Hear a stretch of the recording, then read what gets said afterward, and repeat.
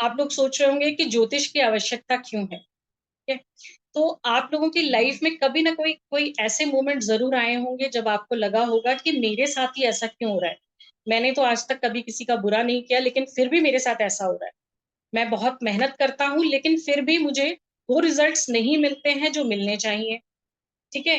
तो हम अपनी और आप लोगों की बात नहीं करते हैं। हिस्ट्री से कोई एक ऐसा एग्ज़ाम्पल लेते हैं कि हमें पास्ट लाइफ़ के रिज़ल्ट्स को कैसे इस लाइफ़ में भोगना पड़ता है। आप सब लोगों ने महाभारत तो सुना ही होगा या कभी हो सकता है किसी ने पढ़ा भी हो, उसके बारे में नॉलेज भी हो आप लोगों को। तो भीष्म पितामह जो महाभारत के एक बहुत ही अ, फ़ेमस कैरेक्टर हैं। जब वो महाभारत के युद्ध में उनको काँटों की शैया पे 5-6 दिन तक वेट करना पड़ा अपनी डेथ को अवेल करने के लिए। जो भीष्म पितामह हैं वो इतने अच्छे थे कि उनको इस तरह की डेथ जो है वो मिलनी ही नहीं चाहिए थी। लेकिन उन्होंने भगवान कृष्ण से पूछा और क्योंकि वो भी बहुत नॉलेजेबल थे, तो उन्होंने बोला कि हे प्रभु, मुझे मैंने 10 जो पास्ट लाइफ है मेरे वो देखे हैं, उसमें भी मैंने ऐसा कोई कर्म नहीं किया है कि जिसकी वजह से मुझे काँटों की सैया मिलनी चाहिए। तो इस पर भगवान कृष्ण ने बोला कि आपके 10 जन्म में तो कोई प्रॉब्लम नहीं है, लेकिन एक और जन्म है आपका, जिसमें आपने एक ऐसा काम किया है, जिसकी वजह से आपको ये काँटों की सैया मिली। तो उन्होंने बताया कि आपके उस जन्म में भी आप जो थे एक राजकुमार थे, सबका दान पुण्य वगैरह करना, धर्म के अकॉर्डिंग चलना ये सब करते थे। आपके एक बारी जब आप कहीं जा रहे थे तो मार्ग में रास्ते में एक साँप जो है वो आपके रास्ते में आया, तो आपने ये सोचकर कि कहीं वो साँप जो है आपके रथ के नीचे ना आ जाए या आपके घोड़ों के पैरों के तले ना आ जाए, आपने उसे भाले से उठा कर के पीछे की तरफ भेज फेंक दिया ताकि वो सुरक्षित रहे। लेकिन आपने ध्यान नहीं दिया या गलती से वो जो साँप है वो काँटों की झाड़ियों में फँस गया और वो जितना वहाँ से निकलने का प्रयास करता उतना ही वो फँसता जाता। तो 5-6 दिन तक वो जो है वहीं पे तड़पता रहा और उसने ये श्राप दिया कि जिसने भी मेरे साथ ये किया है, ये उसे भी भोगना पड़े। इसलिए आपको ये भोगना पड़ रहा है। और आप जानते हैं कि भगवान कृष्ण ने गीता में ये भी कहा है कि आत्मा जो है वो अजर है, अमर है। इसे कोई काट नहीं सकता, कोई इसे जला नहीं सकता, ये मरती नहीं है। शरीर मरता है और आत्मा जो है वो फिर से नया शरीर धारण करती है। आपका जो डेट ऑफ बर्थ होता है, जो टाइम ऑफ बर्थ होता है और जो प्लेस ऑफ बर्थ होता है, ये 3 चीज़ें जब आपको मिलती हैं, तो उसी समय ये सब डिसाइड हो जाता है कि आपको इस जन्म में क्या-क्या मिलने वाला है। यानी आपकी एजुकेशन, आपकी मैरिड लाइफ, आपके बच्चे, सब कुछ पहले से ही तय हो जाता है और उसी के अकॉर्डिंग हमें सब कुछ देखने को और सुनने को मिलता है। अब आप लोग क्योंकि डॉक्टर हैं, तो आप लोग ये बोलेंगे तो जब सब कुछ पहले से ही तय है, तो फिर कर्म करने की ज़रूरत क्या है? फिर तो हमें जो लिखा है वो मिल ही जाएगा, जो नहीं लिखा है उसमें वो नहीं मिलेगा, तो उसके लिए हमें एफर्ट्स करने की ज़रूरत क्या है? तो ऐसा नहीं है, कर्म करने से ही सब कुछ मिलता है। कर्म ही ये डिसाइड करते हैं कि आपका नेक्स्ट बर्थ कैसा होगा या आपको इस जन्म में और क्या-क्या चीज़ें मिल सकती हैं। कर्म के अकॉर्डिंग जो है आप अपने भाग्य को भी बदल सकते हैं। एक एग्जाम्पल ले लेते हैं, जैसे एक छोटा बच्चा जो होता है, जब उसका जन्म होता है, तो वो कुछ टाइम के बाद जो है पलटना शुरू करता है, फिर धीरे-धीरे क्लॉर करता है और फिर चलना किसी सहायता से चलना भी शुरू करता है। लेकिन ये जो वो चीज़ें कर रहा है, ये जो एक्टिविटीज़ वो कर रहा है, ये उसके कर्मास हैं। अगर वो ये सब कर्म नहीं करेगा, तो फिर पेरेंट्स को क्या लगता है कि हो सकता है कि बच्चे में कोई फिज़िकली या मेंटली कोई डिसऑर्डर है, हमें डॉक्टर की सलाह लेनी चाहिए। तो कहने का मतलब है कि कर्म करना बहुत ज़रूरी है, यदि हम कर्म नहीं करेंगे, तो हमारे भाग्य में जो कुछ भी लिखा हुआ है, वो भी हमें नहीं मिलेगा। एस्ट्रोलॉजी जो है, इसके बहुत से पार्ट हैं। मेडिकल एस्ट्रोलॉजी एक पार्ट है, जिसमें कि हमारे जो ऋषि-मुनि हैं उन्होंने अ, ज्योतिष के माध्यम से ये समझाने की कोशिश की है कि यदि आपका कभी कोई प्रॉब्लम आती है, डिज़ीज़ या कोई भी प्रॉब्लम आती है, तो उसका सॉल्यूशन आप एस्ट्रोलॉजी के थ्रू कैसे निकाल सकते हैं। आयुर्वेद में ये लिखा गया है कि पूर्व जन्म के जो पाप होते हैं उसके कारण व्याधि और रोग उत्पन्न होते हैं। यानी कि पूर्व जन्मों में किए गए पाप कर्मों के कारण हमें रोगों को या फिर जो हमारी लाइफ में ऑब्स्टिकल्स आ रहे हैं उन्हें फेस करना पड़ता है। इसे एक एग्जाम्पल से ऐसे समझ लेते हैं कि अगर एक अंधेरा कमरा हो, ठीक है, उस अंधेरे कमरे में कौन सी चीज कहाँ रखी है या कौन कौन वहां पर है, ये हम नहीं देख सकते जब तक कि लाइट ना हो। तो एक छोटे से दिए को जब हम जलाते हैं तो हमें ये पता चलता है कि वहां पर कौन सी चीज कहाँ रखी है और कैसे हम उसे यूज कर सकते हैं या चीजों को कैसे देख सकते हैं।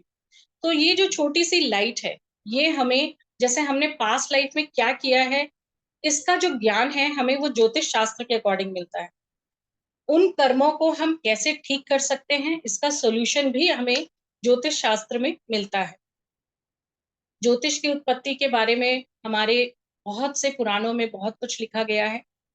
वामन पुराण एक ग्रंथ है जिसमें ज्योतिष की उत्पत्ति कैसे हुई या राशि नक्षत्र ग्रह कैसे बने, और काल पुरुष, देखिए एस्ट्रोलॉजी जो है वो आपका भूत भविष्य और वर्तमान ये सब कुछ प्रेडिक्ट कर सकता है।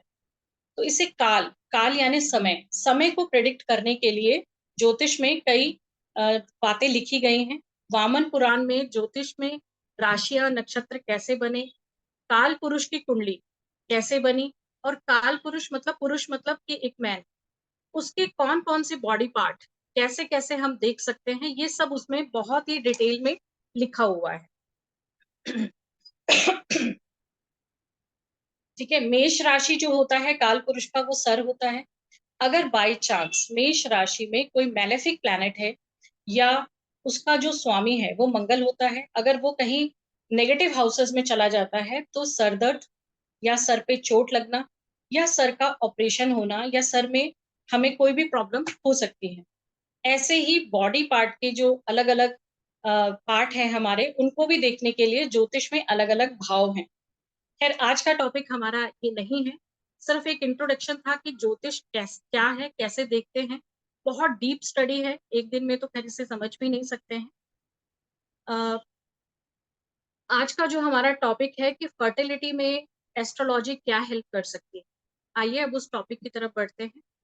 सबसे पहले मैं, क्योंकि इंडिया में ज्योतिष का एक महत्व है, सभी लोग जानते हैं कि ज्योतिष, जब भी आपके घर में कोई शादी ब्याह होता है तो अगर आपको और कुछ ज्योतिष के बारे में नहीं मालूम हो तो एक पत्री मिलान के बारे में, मैच मेकिंग के बारे में तो शायद आप सब लोगों को थोड़ा बहुत नॉलेज होगा ही, कि मैच मेकिंग की जाती है और यदि कुंडली ना मिले तो शादी के लिए मना कर दिया जाता है।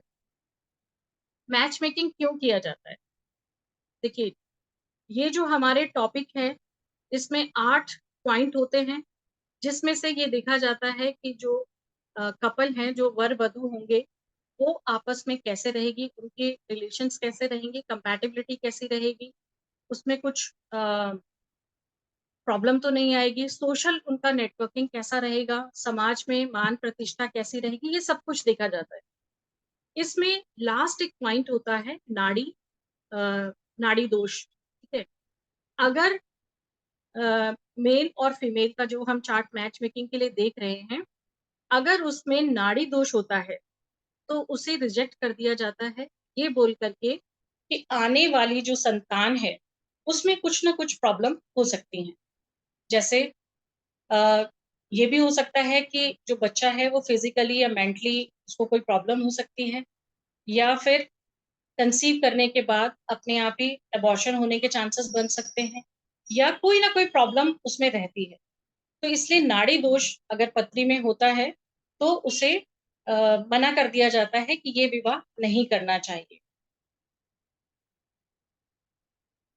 संतान सुख देखने के लिए एस्ट्रोलॉजी में केवल नाड़ी दोष के ऊपर ही डिपेंड नहीं होता है। अगर सपोज इसमें 8 पॉइंट में से 3-5 पॉइंट्स भी अगर मिलते हैं तो उसमें कुछ रेमेडीज के द्वारा बाकी पॉइंट्स को और स्ट्रॉन्ग करने के लिए रेमेडीज की जाती है। अगर सपोज 3 पॉइंट मिल रहे हैं इसमें तो भी ओके कर दिया जाता है, लेकिन अगर 0 पॉइंट हो तो मना कर दिया जाता है कि विवाह नहीं करना चाहिए। इसके अलावा एस्ट्रोलॉजी में और जो हमारा हॉरोस्कोप होता है उसमें 12 घर होते हैं, 12 राशियां होती हैं, 27 नक्षत्र होते हैं।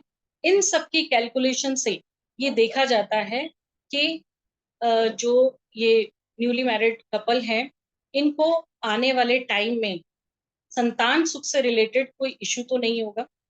उसके लिए हमें और भी बहुत कुछ देखना होता है, जैसे कि सेकंड हाउस को सबसे पहले हम कंसीडर करते हैं। सेकंड हाउस होता है आपका परिवार, कुटुंब। शादी के बाद अगर आप अपने परिवार को बढ़ाना चाहते हैं, तो इसके लिए आपका सेकंड हाउस जो है वो स्ट्रांग होना चाहिए। इसका जो लॉर्ड है, वो कहीं पर भी नेगेटिव एस्पेक्ट में नहीं होना चाहिए या नेगेटिव हाउसेस में नहीं होना चाहिए। एस्ट्रोलॉजी में जो फिफ्थ हाउस होता है, वो संतान को और डिटेल में देखने के लिए देखा जाता है। अगर फिफ्थ हाउस में कोई भी प्रॉब्लम हो, तो तब भी जो है कुछ रेमेडीज या हमें वो उपचार, उसके लिए मंत्र या तंत्र जो भी करना होता है वो करते हैं, ताकि बच्चे को कोई प्रॉब्लम ना हो। और लास्ट में देखा जाता है 11th हाउस। 11th हाउस का मतलब होता है प्रॉफिट या लाभ। आपको जो संतान है वो कैसी रहेगी, उसकी हेल्थ कैसी रहेगी, उसे कोई प्रॉब्लम तो नहीं होगी। तो 11th हाउस को भी उसमें और डिटेल में देखना पड़ता है। जैसा कि मैंने आपको पहले भी बताया है कि एस्ट्रोलॉजी जो है वो बहुत डीप साइंस है। एक दिन में हमारा कोई भी टॉपिक हम कोई भी कवर नहीं कर सकते। आज का जो टॉपिक है उससे रिलेटेड मैं अपने अब तक के एक्सपीरियंसेस में कोई 2-3 जो केसेस हैं वो आप लोगों के साथ शेयर करना चाहूँगी। सिर्फ ये बताने के लिए कि एस्ट्रोलॉजी जो है वो कैसे हेल्प कर सकती है मेडिकल साइंस के साथ अगर वो जुड़ती है तो। ये सब बातें बताने का मुझे मतलब ये भी नहीं है कि मैं आपको बोलूँ कि आप ज्योतिष पे आँख मूंद के विश्वास कीजिए। ज्योतिष भी एक साइंस है। जैसे जब हम बीमार होते हैं तो हम डॉक्टर के पास जाते हैं और वो हमें जो ट्रीटमेंट देता है उसे हम लेते हैं और फिर उसके बाद हम ठीक हो जाते हैं। ऐसे ही कुछ चीज़ें होती हैं। अगर आप एस्ट्रोलॉजर के पास जाते हैं तो वो आपको बताते हैं। अगर आज के टॉपिक की ही बात करें बच्चों से लेकर के, तो वो आपको छोटी-छोटी रेमेडीज़ बता सकते हैं। उसके द्वारा चीज़ें ठीक हो सकती हैं। जैसे मैंने बताया कि मैं अपने 2-3 केसेज़ आपके साथ शेयर करूँगी। तो सबसे पहला एक केस मुझे याद है कि अ, उनकी मैरिज को जो है 5-6 साल हो चुके थे और अब उन्होंने ये उम्मीद छोड़ दी थी कि वो खुद पेरेंट्स बन पाएँगे।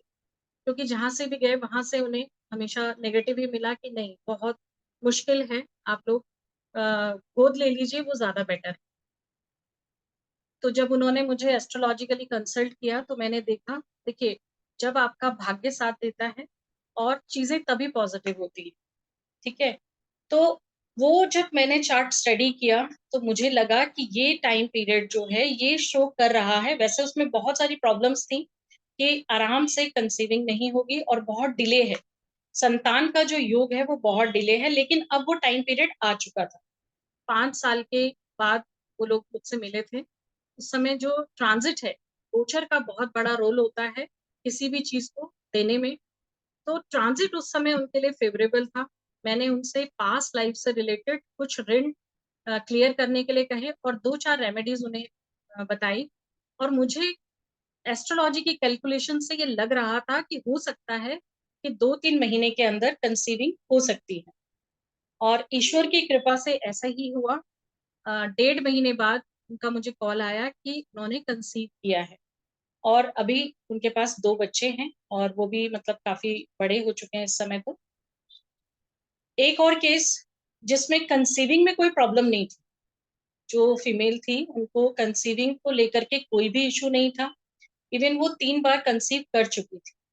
प्रॉब्लम थी कि अपने आप ही अबॉर्शन या जो है मिसकैरेजेस हो जाते थे, सॉरी मिसकैरेजेस हो जाते थे, तो जिसकी वजह से उनको काफ़ी प्रॉब्लम थी, काफ़ी टेंशन थी कि क्या होगा? 3 बारी इस तरह अगर किसी के साथ कुछ हो जाए तो फिर उन्हें लगता है कि एक बारी एस्ट्रोलॉजिकली भी पूछ लिया जाए। तो जब वो मुझसे मिली तो मैंने उनसे सबसे पहले यही सवाल किया कि आपकी जो रूम है, देखिए वास्तु का भी इन सब चीज़ों में बहुत ज़्यादा इम्पैक्ट पड़ता है। मैंने उनसे पूछा कि क्या आप साउथ वेस्ट की साइड तो नहीं सोते हैं? South west towards south. तो उनका रूम जो था वो वही था जहाँ मैंने उन्हें बताया। तो मैंने उनसे कहा कि सबसे पहले तो जो है आप अपना जो रूम है वो शिफ्ट कीजिए और एक छोटी-सी रेमेडी भी साथ में मैंने उन्हें बताई कि आप ये कीजिए और यहाँ भी एक मिरेकल हुआ और ईश्वर की कृपा से उनका उस समय वो डिलीवरी बिल्कुल सेफ हुई, ऑपरेशन से डिलीवरी हुई। और मुझे ये बताते हुए बहुत ही खुशी हो रही है कि 9 मई 2024 को उनकी सेकेंड डिलीवरी भी बहुत आराम से और अच्छे से हो गई। तो ज्योतिष के माध्यम से हम बहुत सारी चीजों को देख सकते हैं, समझ सकते हैं। एक कुछ अलग टाइप का केस जो मुझे हमेशा याद रहता है। देखिए, डॉक्टर्स भी जब होते हैं ना, उन्हें सीखने को मिलता है। कुछ भी चीजें जब वो देखते हैं तो उन्हें बहुत कुछ सीखने को मिलता है। और जितना उनको एक्सपीरियंस होता रहता है उतनी उनकी चीजें और क्लियर होती रहती है। तो मैंने एक सब्जेक्ट किया था उस समय, एस्ट्रोलॉजी के भी बहुत से पार्ट हैं। तो एक केपी एस्ट्रोलॉजी मैंने पढ़ा था, वहां पर एस्ट्रोलॉजी को नंबर्स के थ्रू हम पढ़ते हैं। तो वहां पर एक पॉइंट था कि अगर आपके हॉरोस्कोप में 1 4 10 बहुत ज्यादा है तो कंसीविंग नहीं होगी। और अगर आपके मतलब हॉरोस्कोप में 2 5 11, जो मैंने अभी हाउसेस आपको बताए कि सेकंड हाउस, फिफ्थ हाउस और 11th हाउस, अगर ये है तो कंसीविंग में कोई प्रॉब्लम नहीं होगी। तो एक केस मेरे पास आया उस समय पे, जिनको की कंसीविंग में बहुत प्रॉब्लम थी और उनकी शादी को 7 साल हो चुके थे और उन्होंने अभी तक कंसीविंग नहीं किया था। और जो भी उन्होंने करना था, डॉक्टरी सलाह वगैरह, उपचार, सब कुछ उन्होंने कर लिया था। तो इस केस को मैंने एज ए मतलब एक वो लिया कि देखें क्या होता है, क्योंकि मेरे पास भी फर्स्ट केस था जिसे मैं देखना चाह रही थी कि रिजल्ट क्या मिलता है। जब मैंने उनका हॉरोस्कोप देखा तो उसमें 1 4 10 बहुत ज्यादा था। उसको ब्रेक करने के लिए कुछ रेमेडीज होती हैं, उसको ब्रेक करने के भी तरीके कुछ अलग होते हैं। तो मेरा ये फर्स्ट केस था, मुझे लगा इसका एक एक्सपेरिमेंट करके देखते हैं, अगर रिजल्ट मिला तो बहुत अच्छी बात है, नहीं मिला तो ये तो इनको पता ही है कि हमें एडॉप्शन तो करना ही है। मैंने उनसे बोला कि आप एक काम कीजिए, एक क्रच खोलिए और उसमें 0 से लेकर के, मतलब न्यू बॉर्न बेबी से लेकर के और 5 साल के बच्चों को आप वहां पर रखें, उनकी देखभाल करें। यदि किसी बच्चे को कोई प्रॉब्लम होती है या कुछ भी सुसु पॉटी वगैरह जो भी वो करता है, आप उसे साफ करें, साथ में रहें, और जितना आप बच्चों के साथ रहेंगे उतना अच्छा रहेगा। उन ये बात सुन करके उनके हस्बैंड तो चले गए कि क्या बेकार की रेमेडी है, इससे कुछ होने वाला नहीं है। और 3 महीने बाद उन्होंने मुझे फोन किया कि हमने क्रच खोल लिया है। मैंने उनको ये भी कहा था कि देखिए, हो सकता है 2.5 3 साल लग जाए, या 2.5 3 साल के बाद एक बार आप पूछ लीजिएगा, अगर मुझे कुछ पॉजिटिव लगेगा तो मैं आपको बताऊंगी, बट तब तक थोड़ा सा आप पेशेंस के साथ इस काम को कीजिए। 3.5 साल के बाद उन्होंने मुझे कॉल किया, और सबसे बड़ी बात कि उन्होंने मुझे बीच में कभी भी कॉल नहीं किया, क्योंकि उन्हें बच्चों के साथ रह करके बहुत अच्छा लगने लगा था। और छोटे बच्चों के साथ जब आप टाइम पास करते हैं तो आपकी सारी प्रॉब्लम वैसे ही सॉल्व हो जाती है। उन्हें बच्चों के साथ बहुत अच्छा लगने लगा। एक बारी उनका जब कॉल आया 3.5 साल बाद, तो मैं भी थोड़ा सा अंदर से मुझे हो रहा था कि शायद ये अब थक चुकी हैं और कोई रिजल्ट नहीं, तो शायद मुझे ये कहने के लिए कॉल कर रही होंगी कि मैम कुछ भी नहीं हुआ है, आपने बोला खोलो, मैंने वो खोला, आपने कुछ रेमेडीज भी बताए, मैंने वो भी किया, लेकिन कुछ भी नहीं हुआ है। तो अंदर से दिल में एक थोड़ी सी धक धक तो मुझे भी हो रही थी कि पता नहीं क्या सुनने को मिलेगा। लेकिन जब उनका कॉल सामने से आया तो उन्होंने बहुत डरी और सहमी आवाज में मुझसे बोला कि मैम, मैंने आज चेक किया तो वो पॉजिटिव आ रहा है। तो प्लीज आप, मैंने अभी घर में किसी को भी नहीं बताया है, अपने हस्बैंड को भी नहीं बताया, मदर इन लॉ को भी नहीं बताया, क्योंकि मुझे उम्मीद नहीं है, जो रिजल्ट इसमें आया है वो मुझे नहीं लगता कि सही है। तो उन्होंने जब ये बोला तो आप, मतलब मैं अपनी खुशी को शेयर नहीं कर पा रही हूँ कि कैसे मुझे उस समय लगा कि बहुत अच्छा रिजल्ट ये मिला है इनको। और प्रश्न कुंडली एक मेथड एस्ट्रोलॉजी में और होता है, उससे उससे भी आप तुरंत बता सकते हैं कि क्या चल रहा है या क्या इसका रिजल्ट हो सकता है। तो जैसे ही मैंने टाइम देखा, प्रश्न कुंडली के अकॉर्डिंग वो भी पॉजिटिव आ रहा था। तो मैंने उनसे कहा कि देखिए, आप जो है डॉक्टर को कंसल्ट कीजिए, मुझे लगता है कि पॉजिटिव ही है। फिर उन्होंने डॉक्टर को कंसल्ट किया। डॉक्टर भी हैरान थे कि मतलब ये कैसे मिरेकल हुआ है। और इस समय उनके पास भी 2 जो हैं बच्चे हैं। और बहुत खुशी होती है जब एस्ट्रोलॉजी के थ्रू, मेडिकल साइंस में जो लोग बिलीव, ये एस्ट्रोलॉजी में जो लोग बिलीव करते हैं, उनको रिजल्ट्स मिलते हैं तो बहुत खुशी होती है। पहले के टाइम में भी ये जो मैंने अभी बोला कि केपी एस्ट्रोलॉजी में एक छोटा सा रेमेडी इस तरीके से करते हैं कि आप उन नंबर्स को ब्रेक कीजिए। बहुत पहले भी मुझे याद आता है, जब तो मैं बहुत छोटी थी, आई थिंक मैं 11th 12th में थी। तो मेरी मदर ने मेरे साथ एक अपना वो बताया था कि एक बुआ थी हमारी, उनके पास कोई बच्चे नहीं थे, शादी को बहुत टाइम हो गया था। तो उनकी ननद के यहाँ एक बच्चा हुआ जो कि फिजिकली फिट नहीं था। तो वो जो उनकी ननद थी, उन्होंने वो जो बच्चा है वो मेरी बुआ को दे दिया था कि आप जो है इसका देखिए, मुझे नहीं पता कि कितना जीवित रहेगा या क्या है, आपके बच्चे नहीं है, अगर आप इसे पाल ले तो मुझे बहुत खुशी होगी।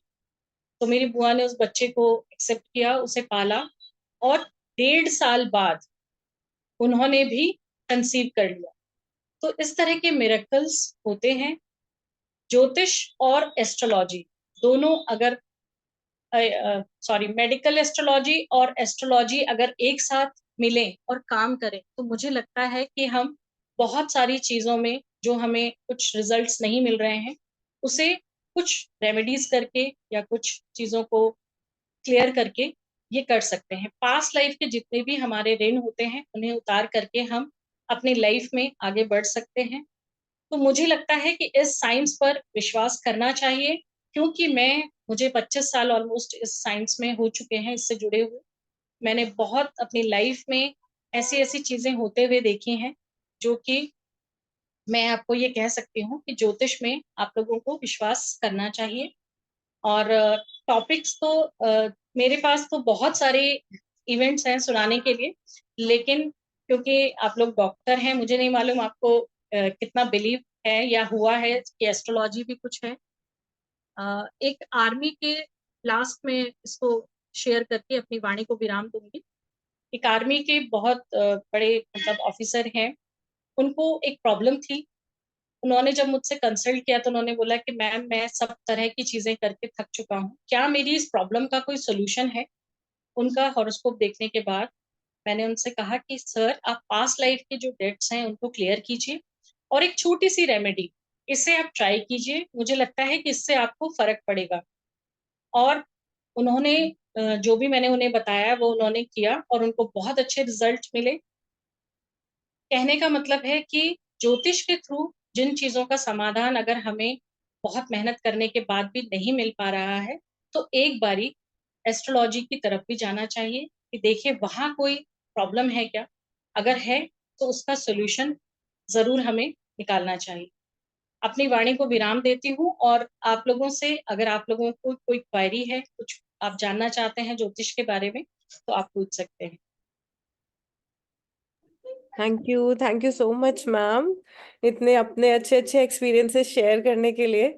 एंड बिल्कुल सही बात है, जब चीजें ठीक जा रही होती हैं तो हम लोग बॉदर नहीं करते कि क्या है, बट जब चीजें गड़बड़ होती है, जैसे हम लोग इनफर्टिलिटी ट्रीटमेंट्स करते हैं, आईवीएफ ही करते हैं हम लोग, अगर आईवीएफ में हमारे 2-3 रिजल्ट्स नेगेटिव आ जाते हैं तो हम ही सोचने लगते हैं कि क्या गड़बड़ है, क्या किस्मत अभी आजकल ठीक नहीं है, जो कुछ दिन बाद करते हैं ट्राई। तो जब चीजें ठीक नहीं होती तब हम लोग ज्यादा इंक्लाइन होते हैं शायद इस समय स्टार्स ठीक नहीं है तो उसको अलाइन करने के लिए। तो मैम इनके कुछ रेमेडीज भी होते हैं, मतलब जैसे। हाँ जी, जी, बिल्कुल। वो एस्ट्रोलॉजिकली जब date of birth, time of birth, birth place से एक आपका चार्ट बनता है जिसे हॉरोस्कोप बोलते हैं, उसको रीड करने के बाद ही रेमेडीज बताई जाती ओके। एंड वो मतलब लॉन्ग टर्म, शॉर्ट टर्म, जैसे कि आपने बताया कि कभी कभी 2-3 साल का भी टाइम लग सकता है अपने स्टार्स को वापस रिगेन करने के लिए, तो उसमें पेशेंस भी चाहिए। है। बिल्कुल, बिल्कुल। और शायद जल्दबाजी में या जो भी है, मैं सबसे पहले डॉक्टर पंकज तलवार जी को थैंक्स बोलना भी भूल गई कि उन्होंने मुझे इस अमेजिंग टॉपिक के लिए इनवाइट किया। और उनके साथ भी मेरा एक जो है एस्ट्रोलॉजिकली एक्सपीरियंस रहा है, उसको मैं शेयर करना चाहूंगी। बिल्कुल मैम। एक अ, एक वो हॉरोस्कोप उन्होंने मुझे दिया कि मैम, इनकी जो है आईवीएफ के थ्रू भी जो है कंसीविंग में प्रॉब्लम आ रही है, प्लीज आप देख करके बताएंगे कि होगा या नहीं होगा, क्योंकि आई थिंक 2-3 बार शायद वो फेल हो चुका था। तो जब मैंने वो चेक किया, मैंने कहा सर डेफिनेटली होगा, लेकिन अभी थोड़ा सा आप रुक जाइए, 3-4 महीने के बाद अगर आप करते हैं तो ज्यादा बेटर रहेगा। तो सर को लगा कि जो अभी नहीं हो रहा वो 3-4 महीने में क्या हो जाएगा। लेकिन फिर भी उन्होंने मतलब उस बात को थोड़ा सा उस पर बिलीव किया, और जब उन्होंने दोबारा उसको ट्राई किया तो पॉजिटिव रिजल्ट रहा। तो सर ने भी मुझे फिर थैंक्स बोला कि मैम वो हो गया, आपके कहने पे हमने किया था, तो वो चीज हो गई है। Wow that's very nice ma'am. हमारे पास चैट बॉक्स में एक क्वेश्चन है मैम कि हम आपको कैसे कांटेक्ट करें। मेरा जो है नंबर शायद जो है आप लोगों की उस पे होगा, और मेरे कांटेक्ट नंबर पे आप लोग मुझे कॉल कर सकते हैं। मैम नहीं तो मैं मोहित से कह दूंगी कि आपका नंबर वो फिर ग्रुप में शेयर कर देंगे। हाँ इज दैट जी। Okay ma'am? आपको कोई प्रॉब्लम तो नहीं है? नहीं नहीं, मुझे कोई प्रॉब्लम नहीं है, बल्कि मुझे खुशी होगी, क्योंकि देखिए मैं हमेशा सीखने को रेडी रहती हूँ और हमेशा सीखना चाहती हूँ। बल्कि इवन मैंने जैसे बताया है कि मुझे 25 साल हो चुके हैं, लेकिन अभी भी मुझे लगता है कि मुझे कुछ भी नहीं आता, क्योंकि जब भी एक हॉरोस्कोप नया आता है ना, तो वहां पे भी सीखने को बहुत कुछ मिलता है। बिल्कुल मैम। हाँ वो जी। Learning I continuous think. हमारे हम लोग के साथ भी है मैम, कि कुछ हाँ हर केस जी। कुछ नया सिखा के जाता है। बिल्कुल बिल्कुल बिल्कुल, हर केस कुछ नया सिखा के जाता है। तो सेम ऐसे ही एस्ट्रोलॉजी में भी है कि हर केस कुछ नया सिखा हेलो। के जाता बिल्कुल। I think doctor Sunil sir कुछ क्वेश्चन पूछना चाह रहे हैं ma'am. Yes sir. Doctor Sunil. अच्छा, मैं पढ़ देती हूँ। वो पूछ रहे हैं कि कौन सा ग्रह कारक है बच्चे के लिए पंचमेश के अलावा? देखिए, वैसे जो ग्रह होता है वो जुपिटर रिप्रेजेंट करता है, लेकिन ऐसा नहीं होता है हर एक के हॉरोस्कोप में। जो फिफ्थ लॉर्ड होगा, ठीक है, आपका अगर लगन से मेष लगन है, तो आपका फिफ्थ लॉर्ड जो है वो सूर्य होगा। तो सूर्य की प्लेसमेंट सही होनी चाहिए, तभी जो है बच्चों से रिलेटेड चीजें देखी जाएंगी। हर एक के लिए पंचमेश अलग होगा, मेरे लिए कुछ और होगा, आपके लिए कुछ और होगा। वो आपके लगन के ऊपर डिपेंड करता है कि आपका जो लगन है वो कौन सा है। बिल्कुल। मैम, हेलो, सुनील बोल रहा हूँ मैम। जी सर, जी बताइए। मैम मैं ये बोल रहा था, ये तो बात मैंने लिखी है कि पंचमेश, तो हर कुंडली में पंचमेश तो होता ही है बच्चे के लिए। मैं ये कह रहा हूँ पंचमेश के अलावा कौन सा और कारक ग्रह होता है जिससे अपन बच्चे की प्रेडिक्शन देख सकते हैं, और कौन सी कुंडली, ये जैसे नवमांश हो गई, चतुर्थांश हो गई, सप्तमांश हो गई, तो कौन सी कुंडली अपन प्रिडिक्शन करें जिससे अपन इस चाइल्ड बर्थ को प्रिडिक्शन कर सके इजी वे में। जी सुनील जी, देखिए जैसे मैंने आपको बताया कि चाइल्ड बर्थ को देखने के लिए हमें केवल एक हाउस नहीं देखना होता है, तीन हाउसेस देखने होते हैं। सेकेंड हाउस, फिफ्थ हाउस और 11th हाउस। अगर हम नवमांश कुंडली की बात करें तो हमें D5 की तरफ और डिटेल में जाना चाहिए। और अगर हमें ये देखना है कि संतान को लेकर के हमारी लाइफ में बहुत सारी प्रॉब्लम्स हो रही हैं, तो हमें उनका जो 12th हाउस होता है, किसी भी हाउस की जब आप प्रेडिक्शन करते हैं, उससे रिलेटेड फल देखना चाहते हैं, तो 12वां घर जो होता है वो उसके खर्चे का होता है या विनाश का होता है। तो अगर आपकी कुंडली में बच्चों को लेकर के आप देखना चाह रहे हैं कि नहीं हो पा रहे हैं, तो वहां पर आपको 1 4 10, यानी फर्स्ट हाउस, फोर्थ हाउस और 10th हाउस में बैठे हुए लॉर्ड्स को भी देखना पड़ता है। वो प्रॉब्लम क्रिएट कर रहे होते हैं, तभी जाकर के संतान को लेकर के प्रॉब्लम होती है। All right. ठीक। एंड एक और बहुत ही इंटरेस्टिंग सा क्वेश्चन आया चैट बॉक्स में by doctor Vinuta. Madam is asking कि विल इट हेल्प बाय कि हम एम्ब्रियो ट्रांसफर किसी पर्टिकुलर टाइम पर करें तो हमें रिजल्ट्स बेटर मिलेंगे? आई बिल्कुल थिंक मैम ने बिल्कुल। इसका आंसर दिया था ऑलरेडी कि हम हाँ उस जी। बेटर कर सकते। आजकल मैम बहुत सारे पेशेंट्स हमारे पास जो भी सिजेरियंस के लिए आते हैं वो तो बिल्कुल टाइम लेके आते हैं कि मैडम 10:20 से 10:40 के बीच में। मतलब कभी कभी तो इतना शॉर्ट टाइम देते हैं कि बस 15। वो कभी कभी थोड़ा इलॉजिकल भी हो जाता है क्योंकि सिजेरियन ऐसा प्रोसेस है कि हम लोग मतलब टाइम टेकिंग भी हो जाता है कई बार, बट नहीं हमें उस 5 मिनट के अंदर ही बेबी चाहिए, तो वो थोड़ा सा ये भी हो जाता है हम लोगों के लिए कई बार प्रॉब्लम। कई बार बोलते हैं रात को 2 बजे कराना है 12 बजे कराना है, ऐसा भी होता है। बिल्कुल गुंजन मैम, आपने बिल्कुल सही बोला। जो अभी मैंने आपको एक एग्जांपल दिया था कि 9 मई 2024 को उन्होंने सेकेंड डिलीवरी किया है, तो उन्होंने भी मुझसे टाइम पूछा था। तो हाँ। देखिए, जो बच्चे का जन्म है उसको देखने के लिए भी हम बहुत सारी चीजें देखते हैं। एक तो हम खाली न्यूमरोलॉजी से देख सकते हैं कि जो मदर फादर हैं उनके डेट ऑफ बर्थ, उनका पर्सनालिटी नंबर और जो डेस्टिनी नंबर है, उससे बच्चे का नंबर जो है, जो उसका पर्सनालिटी और डेस्टिनी बनेगा, वो फ्रेंड होना चाहिए। ये तो एक छोटा सा वो चीज हो गई। लेकिन अगर आप बहुत डीप जाना चाहते हैं साइंस में, तो हम देखते हैं कि माता पिता के नक्षत्र से बच्चे का नक्षत्र बहुत अच्छा होना चाहिए। सॉरी। ऐसा ना हो कि आने वाली संतान जो है वो पेरेंट्स के लिए कोई प्रॉब्लम लेकर के आए, या पेरेंट्स को कोई प्रॉब्लम हो जाए। तो उसके लिए बहुत डीप स्टडी करनी पड़ती है। और जो आपने बोला कि वो टाइम बताते हैं कि इस टाइम पीरियड में, लेकिन फिर भी 2 घंटे का टाइम होता है, आप उस 2 घंटे के अंदर कर सकते हैं। ऐसा कुछ नहीं है कि 5 मिनट या 10 मिनट में ही देखना है। ओके। क्योंकि जो लगन होता है वो 2 घंटे तक सेव रहता है, चेंज नहीं होता है। 2 घंटे के बाद लगन चेंज होता है। तो आप ओके। बड़े आराम से देख सकते हैं कि कब करना चाहिए। आपके जितने भी, जो मैंने बताया उनकी फर्स्ट डिलीवरी, एक बेटा है उनका, अभी दूसरा भी उनको बेटा हुआ है, तो उसमें उन्होंने ये बोला कि आप हमें बस ये देख करके बताएं कि जो मेरा बड़ा बेटा है उसके साथ आने वाली संतान का जो रिलेशन है वो अच्छा रहे, क्योंकि आजकल भाइयों बहनों में अच्छा नहीं बन रहा है, तो आप प्लीज ये देखिएगा। तो मैंने कहा मैं सब कुछ देख लूंगी, आप टेंशन मत कीजिए। फिर वो देख करके मैंने उन्हें एक टाइम बताया था, और उसी टाइम 2 घंटे का स्लॉट मैंने उन्हें दिया था कि इस टाइम पे आप कर सकते ओके, गुड। एक और क्वेश्चन है मैम, हैं। प्लीज हाँ जी। Answer what is the remedies to get a child. वो भी शायद मैम ने बताया कि हमें बहुत सारी चीजें देखनी पड़ती है इसके लिए मैम। हाँ जी, बिल्कुल। हमें जो है कि संतान को देखने के लिए पहले तो बिना उसके ऐसी रेमेडीज नहीं दे सकते। मेल फीमेल दोनों का, जो पेरेंट्स हैं, जो पेरेंट्स बनना चाहते हैं, उन दोनों का हॉरोस्कोप देखा जाता है। उसमें जो प्रॉब्लम्स आती है उसके अकॉर्डिंग रेमेडीज दी जाती है। जैसे जब आप डॉक्टर, जैसे आप लोगों के पास कोई पेशेंट आता है तो आप उसे चेक करके फिर उसके अकॉर्डिंग को देते हैं। मतलब कोई भी ऐसा नहीं होता ना कि मेरे घर पे मेरा भाई बीमार है उसकी भी दवाइयां दे दीजिए। तो वो देखने के बाद ही पता चलता है कि क्या रेमेडीज दी जानी चाहिए। मैम एक और मतलब सिंपल हो या क्या क्वेश्चन है ये, जैसे ठीक है डॉक्टर्स के पास डिग्रीज होती है तो हम लोग हम लोग ठीक है हमें उस डॉक्टर से कांटेक्ट करना है।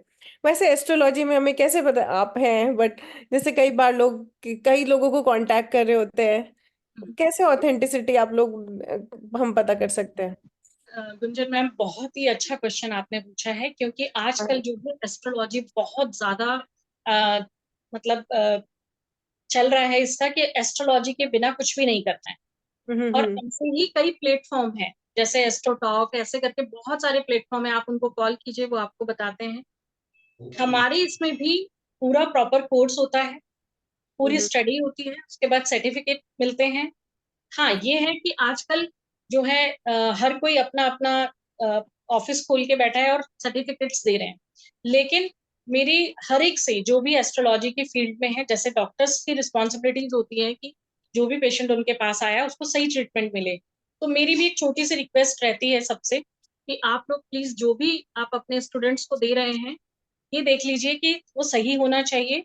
और वैसे बहुत सारे इंस्टीट्यूट हैं जो एस्ट्रोलॉजी में डिग्रीज दे रहे हैं, जैसे भारतीय विद्या भवन है यहाँ पे दिल्ली में, वहां से आईवीजीएल है, जहाँ से मैंने स्टडी किया है, आईवीजीएल, वो भी इस तरह की डिग्रीज देते हैं एस्ट्रोलॉजिकली। तो वो है, बाकी अदरवाइज वैसे कोई डिग्री नहीं है। नहीं नहीं, ओके मैम। और एक्सपीरियंस ही मैटर करता है कि कितना टाइम आपको हो गया है, उसके बिल्कुल। थ्रू ही आपको जो आप कैलकुलेट कर पाते हैं वो बहुत जल्दी कर पाते ओके, सो आई थिंक और किसी की कोई क्वेश्चंस। हैं। मुझे ये भी लगता है कि शायद जो भी आज हमारे साथ डॉक्टर्स हैं, वैसे तो खैर इंडिया है तो हिंदी शायद सबको आती होगी, बट साउथ इंडियन अगर कोई लोग जुड़े हैं तो शायद उन्हें हिंदी में प्रॉब्लम हो रहा होगा, या और किसी डॉक्टर्स को भी शायद था हिंदी में प्रॉब्लम हो रहा होगा। लेकिन मुझे थोड़ा सा इंग्लिश में एक हेजिटेशन रहता है, मैं हिंदी में ही ज्यादा वो करती हूँ। और ये साइंसेस भी हिंदी और संस्कृत में जितना इनको किया जाए उतना अच्छा इसका रिजल्ट रहता है। ये तो है। एंड अभी एक और क्वेश्चन है मैम कि Venus Venus has the main role in conceiving, is it right. Uh, देखिए, वीनस जो है वो शुक्राणु है। अलग अलग, जैसे मैंने बोला कि एस्ट्रोलॉजी में भी कई पार्ट्स हैं, वैदिक एस्ट्रोलॉजी, केपी एस्ट्रोलॉजी, लाल किताब, भृगु एस्ट्रोलॉजी, इनमें सब में शुक्र जो है वो शुक्राणु का कारक है। तो शुक्र को भी देखना जरूरी होता है। जैसे मैंने हाउसेस बताए प्लैनेट्स में, जुपिटर और वीनस, इन दोनों को देखना बहुत जरूरी होता है। इनकी भी इनके, ये अगर पावरफुल नहीं है तो इनकी पावर को तो बढ़ाया जा सकता है, छोटी छोटी रेमेडीज से उसे ठीक किया जा सकता है। लेकिन सेकंड लॉर्ड, फिफ्थ लॉर्ड और 11th लॉर्ड, इनका पावरफुल होना बहुत जरूरी है अगर हम बच्चे की बात कर रहे हैं। हर एक हाउसेस का हर एक अलग अलग वो है। मैं मतलब जो मेरे साथ ज्योतिष में जो लोग हैं उनको मैं ये बोलती हूँ कि देखिए, जैसे डॉक्टर्स होते हैं ना, कोई हार्ट स्पेशलिस्ट है, कोई आईज का है, कोई बच्चों का है, तो ऐसे ही मेरी भी एक रिक्वेस्ट की थी मैंने सभी एस्ट्रोलॉजर से कि आप कोई एक हाउस ले लीजिए, उस हाउस के ऊपर अपने स्टडीज को कीजिए। और मैं इस पे प्रयास कर रही हूँ। मैंने जो किया है, जिस पे मुझे थोड़ा सा पकड़, मतलब 2-3 नए फॉर्मूलाज भी मैंने निकाले हैं और लोगों ने उसे बहुत अप्रिशिएट किया है, वो मैरिज के ऊपर किया है। मैरिज के ऊपर सबसे पहले न्यूमरोलॉजिकली मैरिज एज कैलकुलेशन कैसे करें, उस पे मैंने एफर्ट्स किया है। और केतु से मैरिड लाइफ कैसे देखें कि कब हमारी शादी का योग बनेगा। तो ऐसे ही मैंने रिक्वेस्ट की थी कि जैसे 5th हाउस है, बच्चों को लेकर के स्टडी किया जाए कि क्या कब कौन सी प्रॉब्लम, क्योंकि बहुत डीप है, एक हाउस को करने के लिए आपको बहुत टाइम लगता है। और जैसे डॉक्टर्स रिकमेंड करते हैं कि भैया आप उस डॉक्टर के पास जाओ, ऐसे एस्ट्रोलॉजी में क्यों नहीं कर सकते हम लोग कि भैया वो जो है चाइल्ड स्पेस वाला जो सब्जेक्ट है वो बहुत अच्छा है उनका, आप उनके पास जाएं। मैरिज का अगर आशा मैम देखती हैं तो आप उनके पास जाएं। बट ऐसा यहाँ पे नहीं होता, हर एक को लगता है कि हम पूरे सब कुछ देख कर सकते हैं मतलब, बट एक स्पेशल एक फील्ड में महारत हासिल करना वो बहुत प्रैक्टिस से ही होता बिल्कुल मैम। है। हाँ जी। तो फिर मैम लव मैरिज वालों के बारे में आपका क्या ख्याल है? लव मैरिज के ऊपर भी गुंजन मैम मेरी एक वीडियो है, मेरी यूट्यूब चैनल पे बहुत सारी आपको डिटेल्स मिलेंगी। डेट ऑफ बर्थ के अकॉर्डिंग मैंने उसमें बहुत कुछ डाला हुआ है। लव मैरिज आपने क्वेश्चन किया तो मैं आपको बता देती हूँ, लव मैरिज बिना राहु के इन्वॉल्वमेंट के नहीं हो सकती। देखिए ओके। मेन चार्ट में अगर वीनस का कनेक्शन कहीं राहु से बन रहा है क्योंकि वो उसकी वाइफ है, स्पाउस है, और फीमेल चार्ट में मार्स को हम उसका स्पाउस के रूप में लेते हैं, तो अगर मंगल का कनेक्शन कहीं राहु से बन रहा है तो लव मैरिज होगी, अदर कास्ट अदर कम्युनिटी में शादी होगी, अदरवाइज नहीं होगी। या फिर आप जब वीडियो देखेंगे तो उसमें सब कुछ मैंने डिटेल में बताया हुआ है। या फिर मंगल जो है वो राहु के नक्षत्रों में हो, दिशा आद्रा इनमें हो, और डिग्री वाइज भी 6 डिग्री 40 मिनट से 20 डिग्री के बीच में हो तो लव मैरिज हो सकती है। और आप बड़े आराम से उस वीडियो को देख करके, आप डॉक्टर्स होते हुए भी उस वीडियो को अगर आप देखते हैं और थोड़ा बहुत आपको नॉलेज है, आप वो चार्ट देखेंगे तो आप भी किसी की लव मैरिज को बता सकते हैं कि आपकी लव मैरिज होगी या अरेंज मैरिज होगी। तो बहुत इजी ओके टॉपिक मैम, मैंने उससे बना दिया। Very nice. तो आई थिंक हमारे पार्टिसिपेंट्स में से कोई अपने कमेंट्स देना चाहेगा, कैसा लगा आज का ये सेशन? गीता मैम, आप अभी हैं? अ, शायद मैम नहीं सुन पा रहे हैं। तो I think it's time. Thank you so much ma'am, thank you, आपने इतनी प्यारी बातें हम लोगों के साथ शेयर करी। एंड बहुत ही अच्छा लगा हम लोगों को भी सुन के। एंड फ्यूचर में आई एम श्योर हम लोग को कभी भी प्रॉब्लम होगी तो हम आपको कांटेक्ट करना चाहेंगे। एंड बिल्कुल, मैं भी बहुत, मुझे बहुत खुशी होगी अगर आप लोग मतलब किसी भी प्रॉब्लम को लेकर के आते हैं और उसका सोल्यूशन निकलता है। तो देखिए मेन तो है कि उसका रिजल्ट निकले। अगर बिल्कुल सोल्यूशन निकलता है तो मुझे भी बहुत खुशी होगी कि ये दोनों साइंस मिल करके एक कुछ नया इवेंट कर पाए। बिल्कुल। तो मैम का नंबर अभी चैट बॉक्स में मोहित ने शेयर कर दिया है। आप लोग चाहें तो उसका एक पिक्चर अपने पास लेके रख सकते हैं, क्योंकि चैट बॉक्स तो हमारे इसके बाद चला जाएगा। मैम किसी ने आपका टाइमिंग भी पूछा था कि आपकी टाइमिंग्स। मेरी जो टाइमिंग्स हैं वो 11 to 6 है। ओके। हाँ जी। ओके ठीक है। ओके मैम, थैंक यू, आपने अपना संडे मॉर्निंग हम लोगों के लिए स्पेयर किया। Thank you so much ma'am, हम आशा करते हैं आगे भी आपसे बात होगी फ्यूचर में। मुझे भी बहुत खुशी होगी अगर फ्यूचर में हम फिर मिलते हैं, तो इसका मतलब ये होगा कि डॉक्टर्स भी बिलीव कर रहे हैं हमारी साइंस पर। ज्योतिष भी एक करते साइंस ही है, है, कभी ना ज्योतिष कभी हर शास्त्र। कोई करता है मैम, कितना भी बिल्कुल हम बिल्कुल। डिनाई कर ले उस फैक्ट को। बिल्कुल लेकिन कहीं ना कहीं आके जब फंसते हैं तो बिल्कुल बिलीव होता है। बिल्कुल। ओके। मैं अपनी तरफ से एक छोटा सा अनाउंसमेंट भी करना चाहूंगी। अगर जो लोग ज्योतिष में इंटरेस्ट रखते हैं, देखिए जिन लोगों को इंटरेस्ट नहीं है उन लोगों को तो जो बुक है मेरी उसको पढ़ने का कोई फायदा नहीं होगा। लेकिन जिनको थोड़ा बहुत भी इंटरेस्ट है, अगर वो लोग चाहते हैं कि वो बुक, तो मैं वो बुक आप लोगों के साथ जरूर शेयर करना चाहूंगी, आप लोगों को एज ए गिफ्ट मैं वो देना चाहूंगी। जिन लोगों को इंटरेस्ट है प्लीज, क्योंकि जिन लोगों को नहीं है उनको तो लगेगा कि पता नहीं क्या है। और वो बुक मेरे पास इंग्लिश में भी है।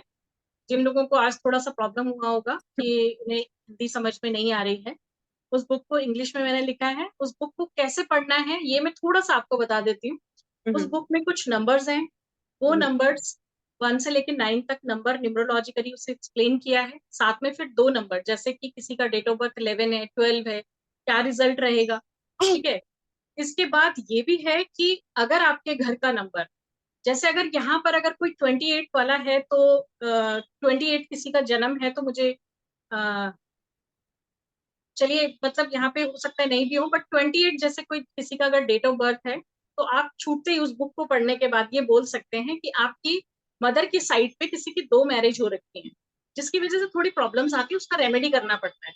बट जब आप उसको ये बात बोलोगे कि आपकी मदर की साइड किसी की 2 शादियां हो रखी है, तो वो भी हैरान हो जाएगा कि आपने कैसे बताया। बट वो नंबर्स को पढ़ के आप वो प्रिडिक्ट कर सकते हो।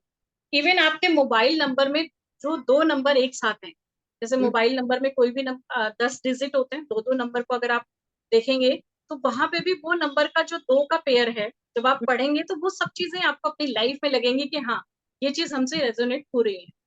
वाह। तो जो भी लोग, हाँ आप गुंजन मैम प्लीज आप ही देखिएगा, अगर कोई इंटरेस्टेड है तो मैं पंकज तो सर के मैम पास, कैसे मिल सकता है आप? या तो आप मुझे अपना एड्रेस भेज दीजिए, मैं उस पर कुरियर करवा दूंगी, या फिर मैं पंकज सर के पास जो है रजौरी वाले ऑफिस में उनके वहां पर भेज सकती हूँ। Oh, ma'am, thank you. That is so generous of you. Thank you so much. मुझे चलो, तो आप लोगों के साथ बात करके बहुत अच्छा लगा, और आप लोगों को कैसा लगा ये तो आप कमेंट्स करके जरूर बताइएगा। थैंक यू सो मच आज के इस, सब कई लोगों के मैसेजेस आए मैम, चैट बॉक्स में भी है। It was a wonderful session. Thank you ma'am, thank you so much. Thank you so much. With this, we'll take your leave and happy Mother's Day to you also, ma'am. And हाँ, सभी it's को जो है great to mothers enjoy. Day की बहुत बहुत शुभकामनाएं। Yes. So, chalo. Thank you, ma'am. Thank you. Okay okay, thank Okay. You, thank Thank you. you all the participants. Thank you. Have a great Sunday.